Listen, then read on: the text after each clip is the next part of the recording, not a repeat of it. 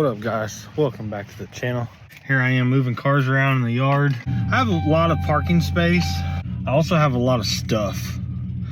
I'm one of those people that I guess you could say I'm a hoarder. Tendency to hoard cars and projects I get big dreams about, and so on and so forth. I picked up another car, but I couldn't pass it up. It's actually en route right now, getting dropped off. I don't know what I'm gonna do with it.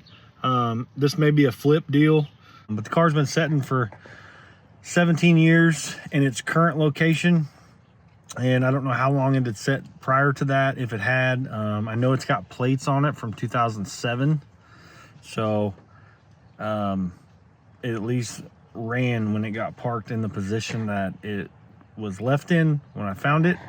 But like I said, it's getting delivered at the moment, and as soon as it gets here, we'll show you guys what it is. Well, we got us a freaking unit here.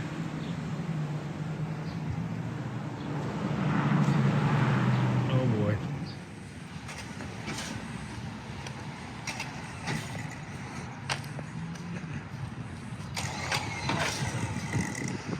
What up, bro? Damn. Did y'all call each other this morning and see what shirt you're wearing? Yeah, duh. Yeah.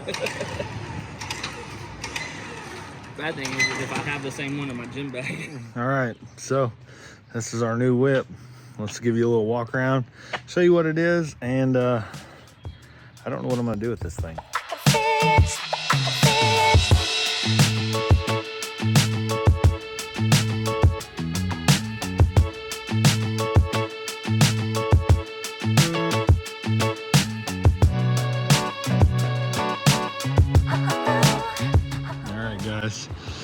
So here we got 1963 Ford Falcon. I believe this is considered a two-door sedan. I thought this was the Falcon Futura, but I could be wrong. Oh man, is that gold plated? Man, mess around. Well, that old trim Brightwork stuff, heavy duty.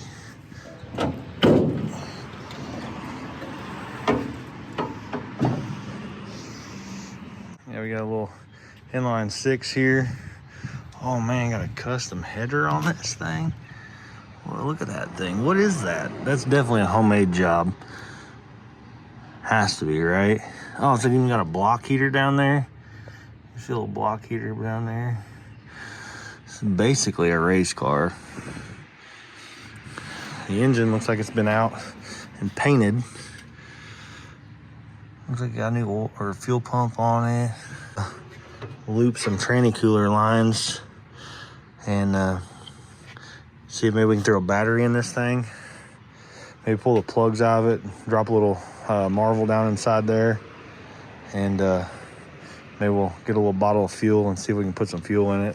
Maybe we can get this thing to start up. The car's been sitting for 17 years. Last I knew. It's got 07 plates on it. There's a story behind the car and kind of how I got it, but the old man that owned it and I guess built the car needed some money, put the car up for collateral, and then never came back and got it. And then over the years, the old man had died and just been sitting out in the weeds for the last 17 years. So I found it, couldn't say no to it, and had to bring it home and get it out of the weeds. From what I can tell, it probably needs some floor pans. Yep, it sure does. Somebody's patched in some stuff. Look, the rear floor pans are rotting back there too. You can kind of see a little spot back there. But definitely gonna need some floor pans. That's unfortunate, because that's one thing I'm not good at, is doing that kind of stuff. Man, we got dual exhaust. What is going on here? How's that work? How do you get dual exhaust out of a inline 6? And it's like true dual. Maybe we put an H pipe in there. Maybe that thing. Yeah, maybe it needs an H pipe. It's so cool. We will end up having to get this thing on the lift and really getting our eyes underneath of it as far as like the brakes and such. So that's going to be a task since the car doesn't run, but I would like to get it running so it moves in and out of the garage a little easier. I'm out of space, so something has to sit outside, and I'd rather the one that sits outside that, you know, I'd like it to run as well. So gonna have to figure that out. But let's check out the inside of this thing. It's got some custom interior that's been done on it some years ago. The fabric didn't take, the sun didn't take to the fabric over the years. It was pretty rough, but it's kind of a neat old pattern. That's like, this is like tweed. Maybe that's what that is, like some kind of weird tweed seat fabric. I don't know. There's ants and stuff in here. There's a bunch of ants in the seats. You can kind of, and then last night I was looking at it. Yeah, there's ants all over this thing. That concerns me. I don't really know what I feel about this. I don't know if maybe a seal's leaking or something. Possibly. Might have to have the glass guy come and yank that out and reseal it, since it's going to spend a lot of time outside. But yeah, as you can tell, the foam in that seat, the sun was not nice to. Cool little back quarter glasses rolled down, but it is a two-door post car.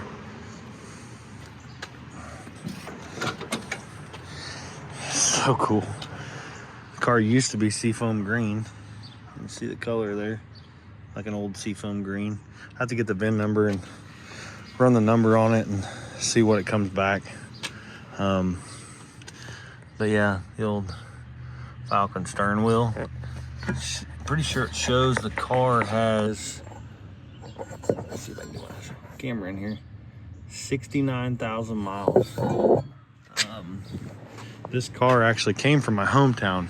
When I was a kid, my dad built a car identical to this. I mean, identical, red and everything. The only thing that was different about my dad's is it had stock steel wheels on it, or some kind of factory steel wheel thing. But I absolutely loved that little car. He drove it back and forth to work. It was his little daily driver for a while. And that was part of why I couldn't say no to this car when I found it, because it instantly took me back to my childhood when I was probably about 10 years old. And I just had to bring it home and get it out of the weeds. But 63 Falcon, two-door sedan, 170 inline 6 race motor because it's got a header on it. But let's go grab the keys, pop the trunk, see what's in the trunk. That's always terrifying.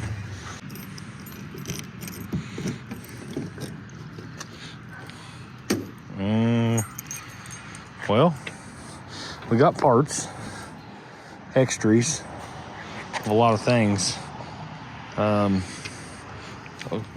Looks like a door seal or something, a trim seal. There's some foam seal. Looks like there's leaf springs down here. I don't know what that goes to. Oh, the old center caps. Dude, those are rad. Ugh, ants. I don't know what they're in here for. I got some ant spray in the house. I'm about to just go bananas on the ant spray. But yeah, I'm gonna pull all this junk out of here. We'll set it out here on the ground, kind of finger through what's trash and what's not. And let me grab a trash bag and some gloves. Really want to get a look at the floor pan in this trunk, so let's grab some stuff and let's start fingering through all this. All right, I got some gloves on here. Let's get some of this junk out of here and see what we got in the bottom of this thing.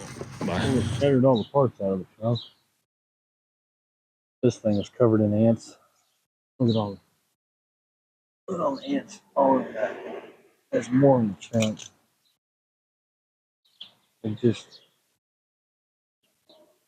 You'd think that's like stuff, but that's actual ants everywhere. Well, I went up in my attic and I drug this radiator I had. This is one I originally put in the BK years ago, and I believe it's a Jeep radiator. And I initially got it just to test fit in the BK whenever I was first doing the LS motor in it, because I was kind of on a space constraint.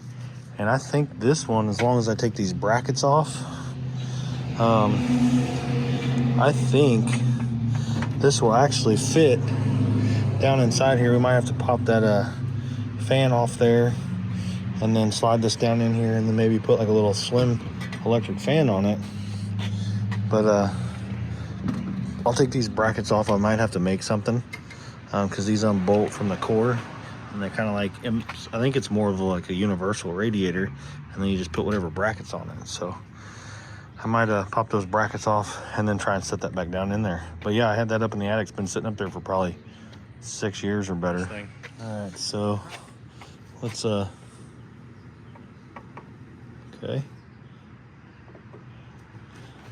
Well, it's good. Good. Don't see no smoke. Ground wire doesn't feel hot. I know it won't start, obviously, but like I said, you push the pedal and the linkage is just stuck. I mean,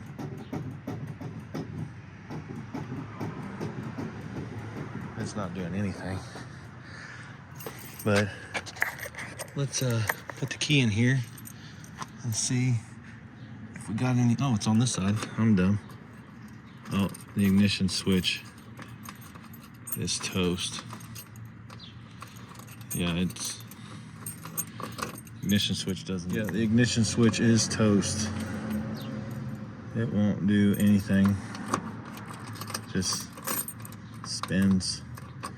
So we're gonna have to get an ignition switch for it. I made sure it was in park. Got my little start button here hooked up. Could do the old screwdriver trick, but didn't feel like that. And we got power. Got everything hooked up here. We should be able to crank it. I did try and spin it over by the fan, and it did turn over a little bit, so it doesn't appear to be locked up. So, well, the starter's not in the best of shape, but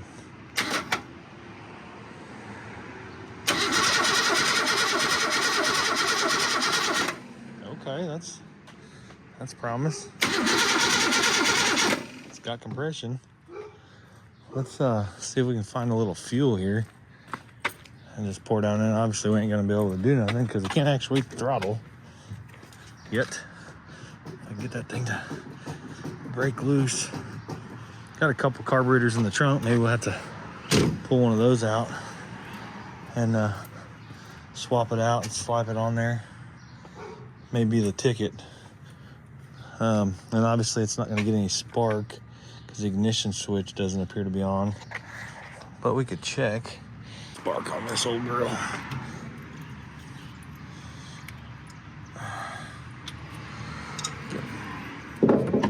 Get that out of there.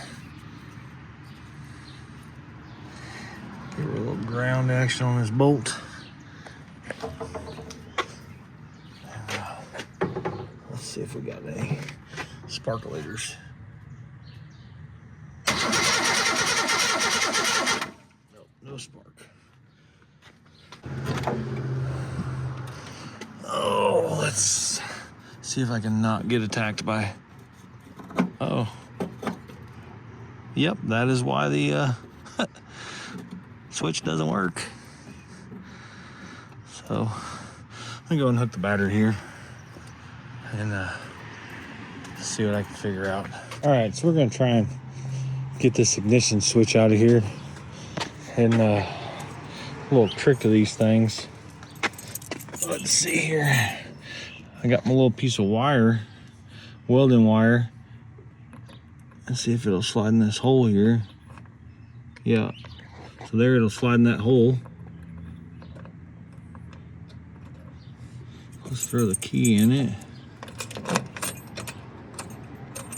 Let's pull that back. I think it's, you gotta turn it to accessory. Slide that in the hole. Should feel something. Yeah, there's a little, you can feel it push something in when you do that. I'm gonna roll this so it doesn't stab me. All right, I'll try this again now that I'm trying to not stab myself here. So push that in, then you turn it, and this should come out now. Maybe. push the tab, rotate the lock cylinder like that, and then this should come out. Come on. Keyword should. But now everything's loose. Oh, now it locked back in place. Now I gotta do it again.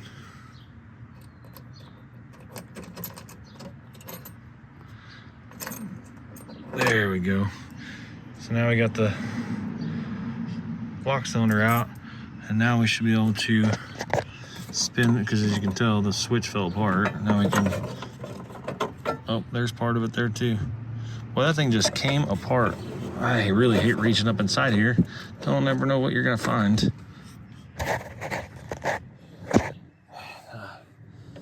Should be able to loosen this thing, and then this screws off of it.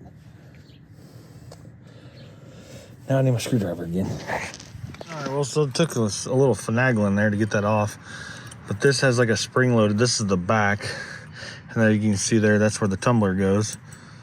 And then this was on the outside, but you actually have to push this piece in from the back because it's spring loaded, push it in, and then you can twist this piece out, and then it basically unlocks it. You can see it's got teeth on it there, and that's how it locks inside there. You can see the tabs on the side of that. And then this one had fallen apart, but this is what basically, it's got a little rubber piece in the harness that shoves in the back of there, and there's this bolt comes out the back, and then you've got these other wires that fasten to it. Which I can probably make a jumper wire and jump those, but I may just call up the parts store, go up to O'Reilly's and see if they've got a ignition switch for this thing. So I'm about to hold up progress here. I kind of feel like this was a new carburetor, but this linkage down here was stuck, and it's actually the throttle blade itself.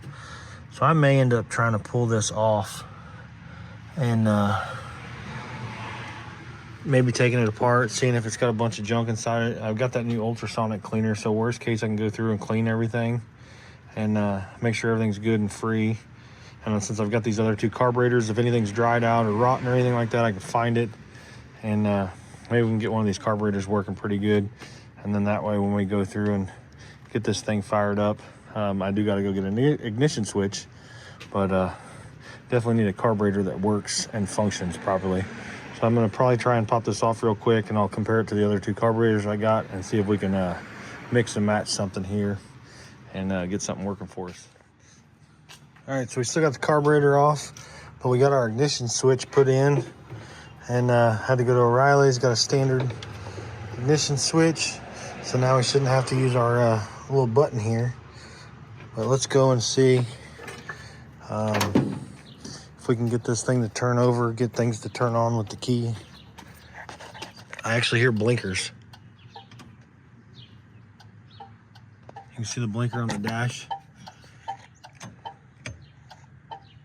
The left side's, oh, no, looks like both are blinking. Maybe one of them's high beam. No, I don't know, but this little light here was blinking for the right. You see there? And then also for the left. But this one doesn't appear to be green like this one does. You can kind of, like, you can tell a little tint in it. But anyways, let's turn the key on. You see the generator light lights up, the oil light lights up.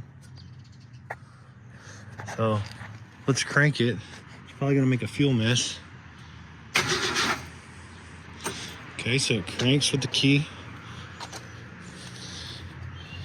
I really want to see if we got some spark, which now I actually need to hook that up so I can stand here and watch that. So I'll do that real quick and see if we got some spark. Got the new ignition switch in, and then my starter solenoid relay went out, so I had to run up to the parts store and grab one. Luckily everything for this thing's pretty cheap. It's like 10 bucks, 20 bucks, whatever. But now it cranks over. Yeah, so now we got the key we can crank it over with. So that's good. I did crank it over a couple times, trying to see if I could get fuel. Oh man, I'm gonna make a mess.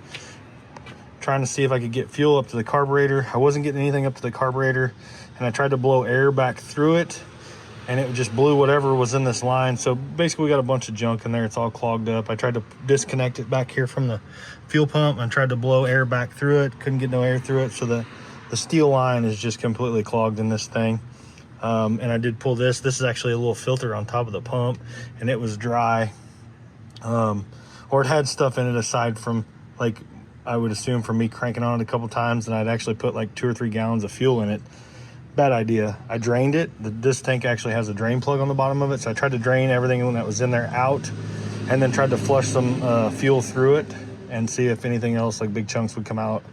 But it appears that something got in the line anyways, which is fine. We'll just have to make a new fuel line from the tank up to this. We probably ought to put a new fuel tank in it just to be safe. But as I was cranking on it, checked for spark, didn't have spark, pulled the cap off of it, and inside the cap and the rotor was all rusty. So I went through and sanded that down, cranked it over, stuck a screwdriver in the #1 plug, and we had some spark. But my fuel situation, I went through, disconnected that. I got some steel braided hose, looped around here, and then goes in this fuel jug. That is not E85, by the way. So let's crank on this thing. Let me turn the key on here so our ignition and coil gets power. Oh, that was accident. Key was on and it did burp just a little. But we're gonna use this out here to see if we can control this. Well, that was entirely too easy. Let's give her a couple spritz of fuel. It looks like the diaphragms, the bowl seal, looks like it's leaking a little bit. I'm gonna go through and double check all that, make sure that's still tight.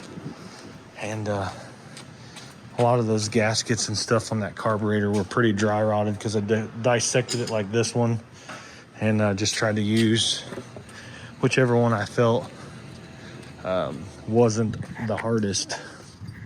So let's make sure these are all snug.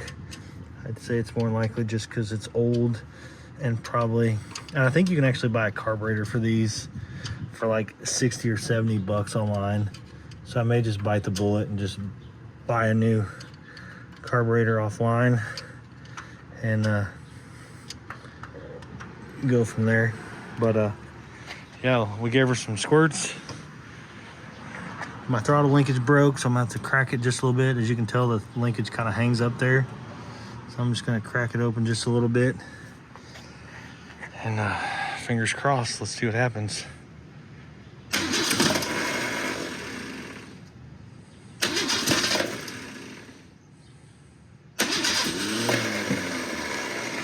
Oh, the starter's big mad. Oh, I think I hear some fuel there.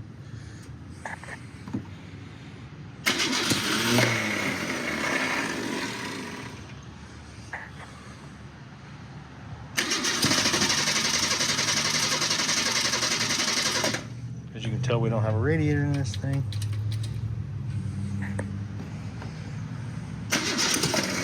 Come on.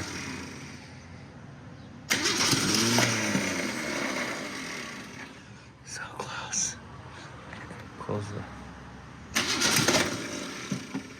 Come on.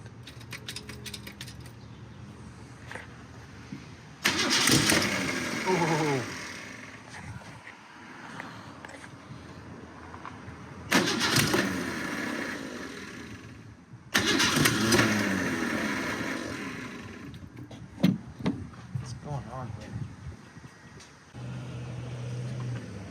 Come on, baby girl, let's give you a little spritz of fuel here. That was probably too much.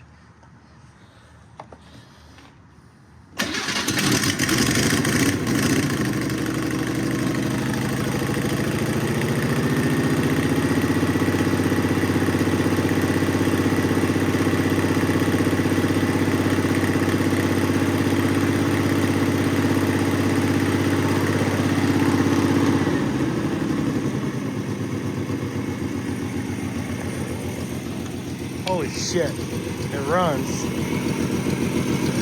Can't let it run very long. Let's see what the oil pressure gauge inside says.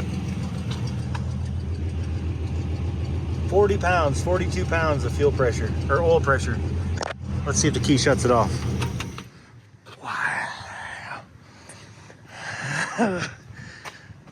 Dude, it runs. We just need to get a fuel system put in this thing, a tank and some lines. I gotta get a radiator for it, which I think this other one will work. Yeah. Guys, 17 years this thing set. And pretty much all I did was clean the cap and rotor, take the carburetor apart, clean it, which it's still probably not anywhere close to where it needs to be. And put some fuel in it. This thing starts and runs. It's got good oil pressure. I mean, how cool is that? All right, let's try and bump this starter again. I got junk all over my shoulder from leaning in here. Look at that thing, you breathe on it.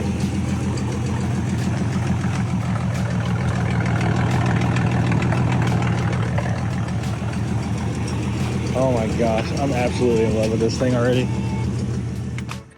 It sounds like it's leaking up here just underneath the carburetor. You can kind of see some exhaust soot underneath the carburetor.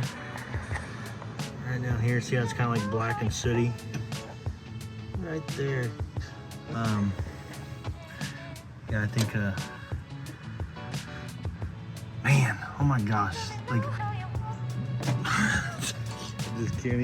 I can't even believe this. This is just too much. Guys, we're gonna have a little driver. I went and picked up some stock steel wheels for it last night, factory 15s. So tires, questionable at best. So may try and find some white wall tires for those. I was hoping my center caps would fit on there, but they don't. The car was originally a 14-inch wheel car, and these are 15s. So I'll have to try and find some 15-inch center caps for it if I want to run these wheels. Or do you think we should just keep these, put some new tires on them, maybe do like raised white leather, and then lower it down some, throw some blankets over the seats and drive this thing? What do you guys think? What do you think we should do with this? Flip it, sell it? I don't know, you tell me.